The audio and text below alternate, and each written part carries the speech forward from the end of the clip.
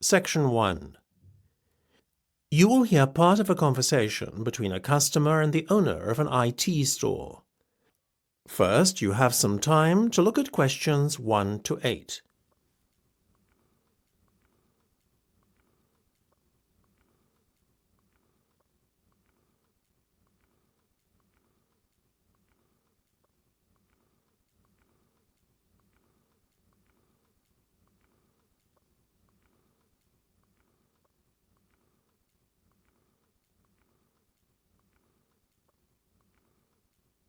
You will see that there is an example that has been done for you.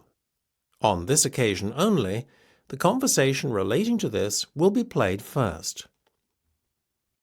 So, before we go any further, can we just confirm what's been agreed so far, as it's starting to get a little complicated? Certainly. Tell you what, why don't I start to make out the invoice? Should I address it to you personally, or is there a business name you'd like me to use? We trade under the name Ben and Di Enterprises. The invoice is being made out to Ben and Di Enterprises. So you write Enterprises in the space provided. You should answer the questions as you listen, because you will not hear the recording a second time. Listen carefully and answer questions 1 to 8. So, before we go any further, can we just confirm what has been agreed so far, as it's starting to get a little complicated? Certainly. Tell you what, why don't I start to make out the invoice? Should I address it to you personally, or is there a business name you'd like me to use? We trade under the name Ben and Di Enterprises. Okay. Now, as you were talking to one of my sales reps to start with, I'm going to put him down as the contact on the invoice. That way, he'll get the commission on this sale, you see. His name was Rowan Laver, is that right? Rather peculiar name, but a lovely man. You almost got it. It's Rome, as in the city, and Laver, Laver. Your order number is 6589B521. You're paying in full, is that right? Yes. Okay. Today's the 4th of April, so we'll put a due date of the 10th on there. Now, do you remember your order details? Yes. First there was the filing cabinets. Of course, for a rate of £15 each. Didn't you order print paper as well? Yes, we're taking 20 glossy photo paper bundles. What's the unit price again? It works out at £20 per bundle and £400 in total. And Rome said we could do a deal on the software packages, isn't that right? Yes. Seeing as you bought 5 at once, we'll reduce the unit price to £100 from £120, leaving us with a total amount of £500. I needn't remind you that there is an additional fixed charge totalling £40 specifically for the software installation. Of course. So, getting to a total figure then including sales tax, 16% VAT is added on. That gives us £1,160 by my reckoning. By VAT, do you mean sales tax? Isn't that 10%? It's 25% on some products and 10% on others. We work out an aggregate figure and apply it to all goods sold. In this case, it was 16%, as I've mentioned. Fair enough. Before listening to the rest of the conversation, you have some time to look at questions 9 to 10.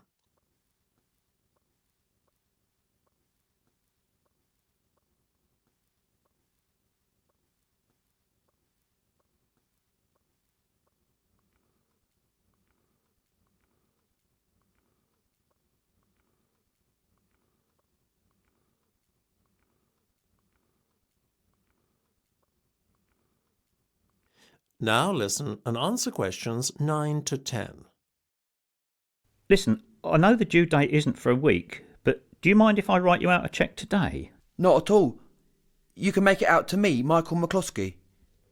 How do you spell that then? What, McCloskey? It's capital M-C, capital C-L-O-S-K-E-Y. Got it. And how much should I make it out for in total? £1,500, please. £1,500? Yes, that's including my consultancy service fees. Oh, I almost forgot about that. Let me make a note here on the cheque. Includes consultancy fees. Now we're almost done. That's the end of section 1. You have half a minute to check your answers.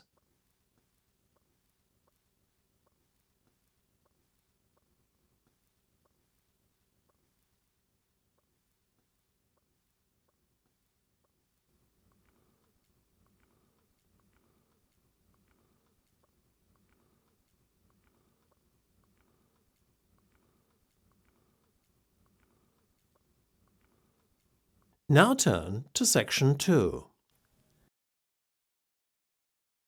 Section 2.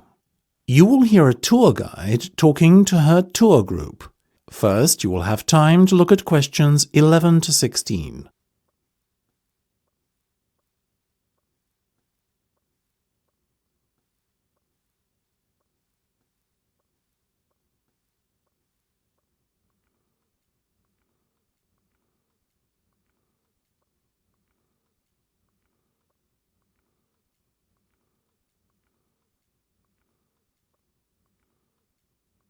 Now listen carefully and answer questions 11 to 16. We're approaching Gateman's house now, which is at the entrance to Lord Thundleberry's estate. The tour shall begin shortly, so I want to draw your attention to a few things on the map and remind everyone of the itinerary. First of all, we're going to head to the Lord's residence to view the inside of this beautiful 18th century building. After that, we've a short trip across the road to the Classic Car Centre. This showcases the Lord's personal collection of classic cars, one of the largest in the world. Then we'll head back down the road leading away from the Lord's residence and take a right. This will lead us up to the organic farm. Here you'll learn how to grow your own organic vegetables and taste some of the fresh food that is made by the estate's excellent on-site chefs. From the organic farm, we'll head to the other side of the main road. You are likely to catch sight of many deer grazing on this part of the estate. On the right-hand side of the road, there's the wine museum that's close to the vineyard you see on the map there. After that, we'll head back to Gatesman's house for afternoon tea. Once we've had some refreshments, we'll jump back onto the bus and drive a little way up the road to the estate library, which is on the right-hand side. The library has a huge collection of books, so you are sure to find something of interest there. Next, we're on to the old mill, which is just a little way up the minor road across from the library.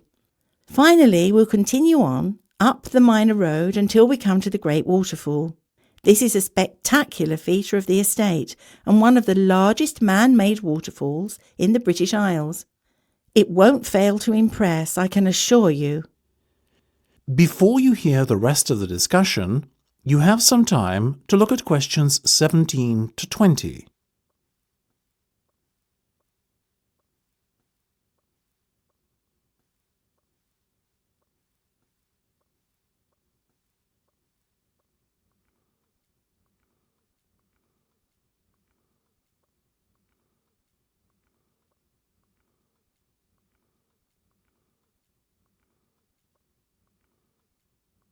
Now listen and answer questions 17 to 20. Now, I just have a few guidelines to outline before we embark on our tour. First of all, please bear in mind that this is the private residence of the Lord, and it is a privilege to be shown around the estate. The estate is only open for pre-arranged visits. I would ask all of you to be on the best possible conduct and keep noise levels down in consideration of the people who live and work here. This is, after all, a fully functional estate and the main residency of Lord Thundleberry himself. Please refrain from wandering away from the main tour party. Areas of the estate which have restricted access should not be trespassed under any circumstances. If anyone fails to observe these rules, our tour group could be evicted immediately. Finally, it will be some time before we return to the Gatesman's house for afternoon tea. So I suggest we set aside a half hour or so to enjoy the packed lunch that the tour organiser provided in the Rose Gardens outside the Lawser residence at around midday. OK, if no one has any questions, shall we proceed? That's the end of section 2. You have half a minute to check your answers.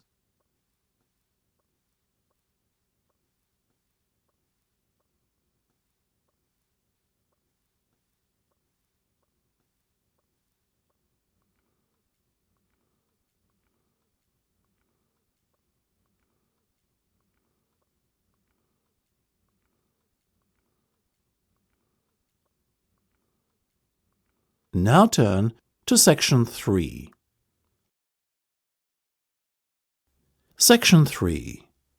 You will hear a discussion between two work colleagues and their manager about the restructuring of their company. First, you have some time to look at questions 21 to 25.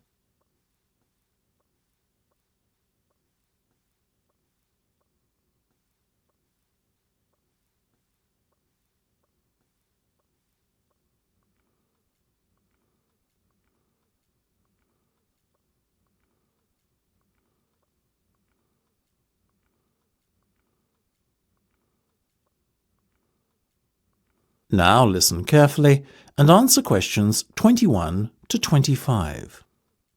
Come in, both of you. I believe you wanted to talk to me about something, is that right? Yes.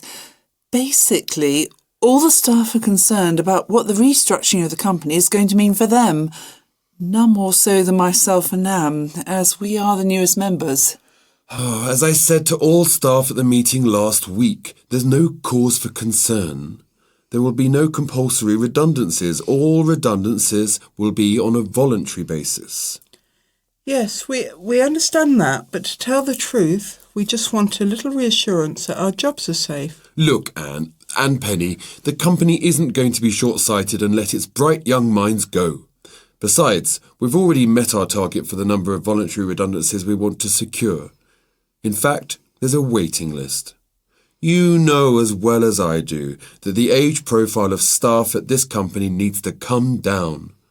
A lot of our employees are close to retirement age and are just going through the motions until they can take their pensions. That's why we decided on this redundancy initiative. We want to encourage those that would be happy to leave to do so and employ younger, more motivated staff. I guess that makes us feel a little better, but we're also worried about the upcoming salary review. What will it mean for us?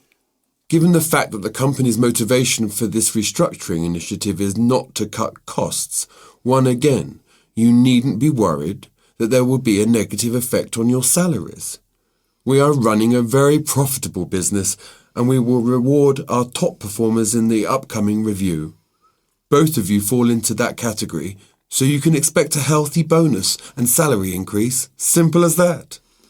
That's good to know. Another thing on our minds was the fact that with all these voluntary redundancies happening in the next few months, there will be a lot of positions opening up higher in the company.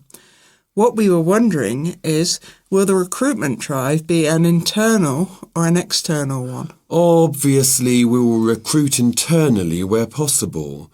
That has always been company policy. So, if you're asking me will there be opportunities to gain a promotion in the near future, then the answer is very definitely yes. The type of candidate we would be looking for has a proven track record and is performance-driven. How can we improve our chances of getting promoted then when the opportunity arises? Well, in the meantime, be prepared to take on additional responsibilities, especially those relating to the management of other members of staff. Obviously, the higher up you go in the company, the more involved you'll be in managing people. What the management team is looking for then is proof that you can work effectively with and manage other members of staff. Before you hear the rest of the discussion, you have some time to look at questions 26 to 30.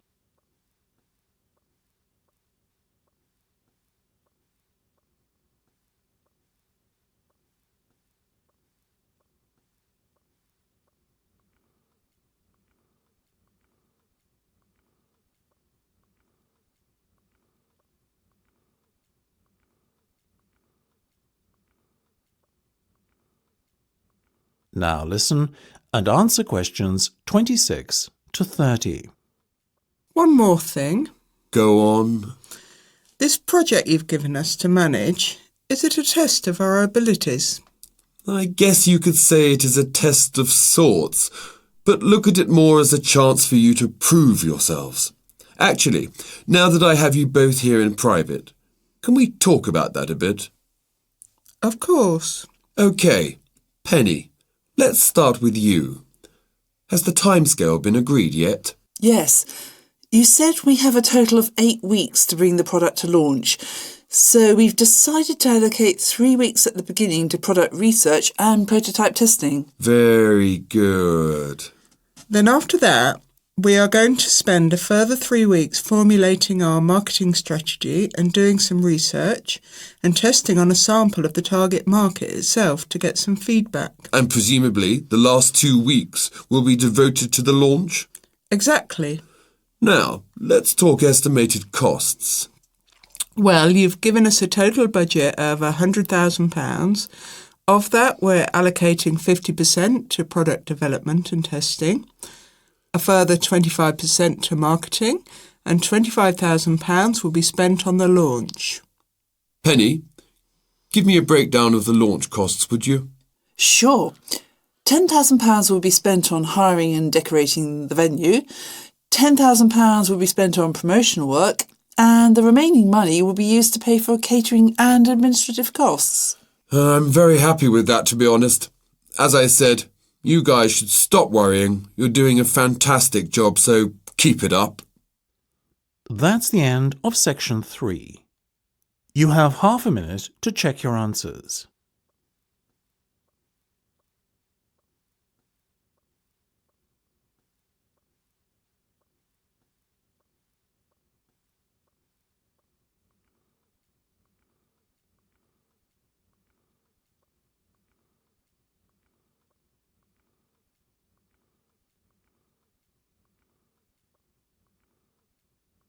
Now turn to section 4. Section 4. You will hear part of a careers advice talk on working freelance. First, you have some time to look at questions 31 to 40.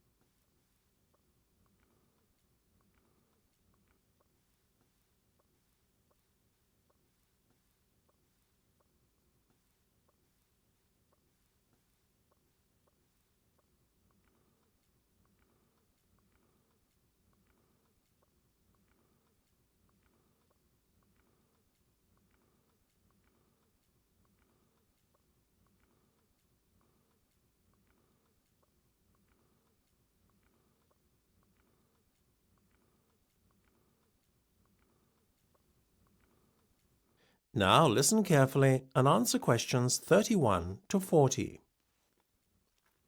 Working for an employer in a 9-to-5 job has long been the accepted norm. However, this could soon be set to change. A rising level of unemployment, combined with a sense of disillusionment amongst employees with their workaday lives, is at the root of this modern-day revolution in the workplace. Now, there is a growing trend amongst people of all ages and from all walks of life to opt for freelance work rather than working for an employer. It sounds a risky option and a potentially stressful one, but on the whole, the benefits of freelancing seem to vastly outweigh those of working for someone else. In fact, recent research has shown that those who quit their jobs to work for themselves are the country's happiest and most productive workers. A study conducted by Dr. Jonathan Sapsed from Brighton University's Business School, in conjunction with the Arts and Humanities Research Council, looked at a total of 304 freelancers who were pursuing a range of professions in southern England. they found that, far from struggling to get by, many were not only doing well, but excelling in their new professions. So, what are the advantages of freelancing? Well, there are many. One of the most obvious benefits is not having to be answerable to a boss and having to face criticism or unfair demands. In addition, not being based in an office or shared workplace with competitive or difficult colleagues is another bonus. But what is probably the most attractive pull of working freelance is the freedom to determine your own work schedule. You are no longer at the mercy of a timetable dictated to you by your employer. If you have family commitments, these can easily be fitted around your working hours. Furthermore, if you have an off day one day, it's easy to make up time another day without having to face your employer's wrath when you are being less productive than usual. Those who work in creative and digital industries stand to benefit most from working freelance. In these fields, workers are at liberty to choose their ideal working location, as they are not restricted to working in a set place. It really is an ideal lifestyle that many would aspire to if they were more aware of the options available to them. Lastly, to add to an already convincing list of benefits from doing freelance work, there is the financial reward. Freelancers typically work a 38-hour week and earn a median wage of £43,000, well above the national average of £25,000, and are happier than other workers. It seems that people are now catching on to the myriad benefits that come with working as a freelancer. Currently, there are about 31 million people in work in Britain, and already 4.6 million are self-employed, thereby displaying the vitality of the freelance economy. In fact, so popular is freelancing becoming that it has even been suggested that the government needs to devise a new tax and other policies to support freelancers. Freelancing would seem to be the future of employment and the way forward.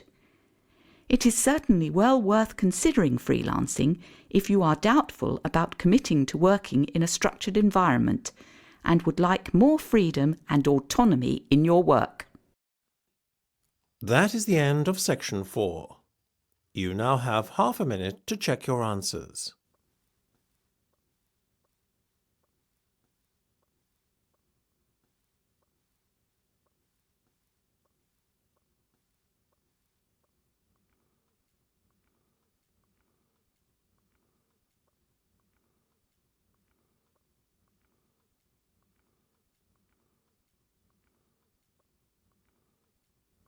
That is the end of the listening test. You now have 10 minutes to transfer your answers to the listening answer sheet.